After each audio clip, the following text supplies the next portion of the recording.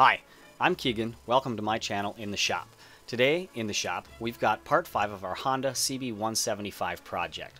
As you can see here, the motor has been removed out of the frame, and that's because I found some unpleasantness when I was kind of rooting around after the oil change. I found some chunks of metal that were quite obviously gear teeth. And so, not wanting to leave it up to chance that it would be okay, I took the motor out, and here's what I found. This is the kickstart spur gear that seems to be missing about half of the teeth there. So I'm not quite sure what somebody did to shear these off, but chances are it wasn't good. As long as it was apart, I decided to take a look at everything else. You can see some corrosion on the crankshaft here. It's not super terrible. It's not great either. I wasn't super excited to see this, but there's nothing I'm going to do about it.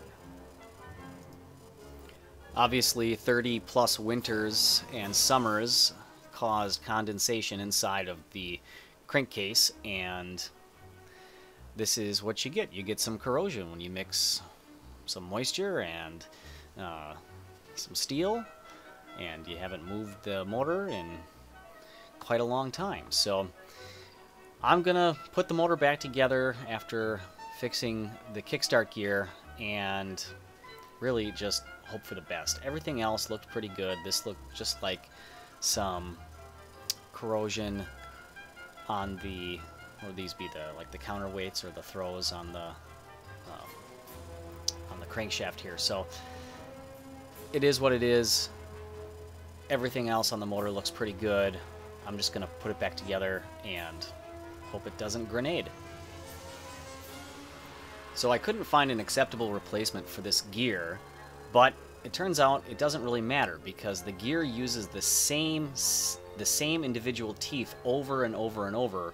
The gear doesn't spin on the shaft, it recycles the teeth. So all I did was take the gear off the shaft, turn it about 180 degrees, clocked it rather 180 degrees, and put it back on, and now I'm using virgin teeth again, and the broken teeth have been moved to an inactive part of the shaft. So let's hope I don't repeat what somebody else did.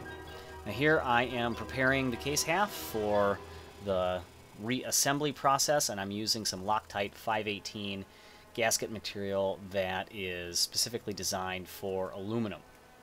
I bought this stuff from my local Fastenal shop, and it was not super cheap.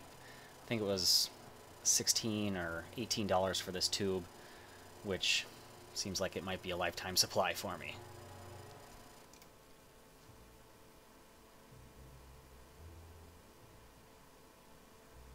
Okay, time to put this thing back together. Try to line it up here without screwing it up too badly.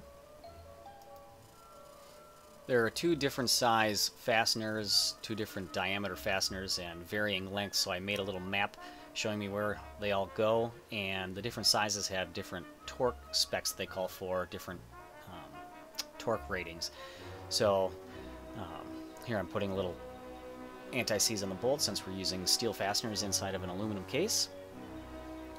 But here's the torque wrench that I'm using, and the needle goes in the little windows in between the blue tape for one size and the window for a different size for the two different size fasteners. So I'll try to keep that in mind as I'm tightening these things down and hopefully get a nice even clamping pressure on these cases for a leak-free repair. Well, that just about wraps it up for part 5 of our Honda CB175 project. Thank you very much for watching.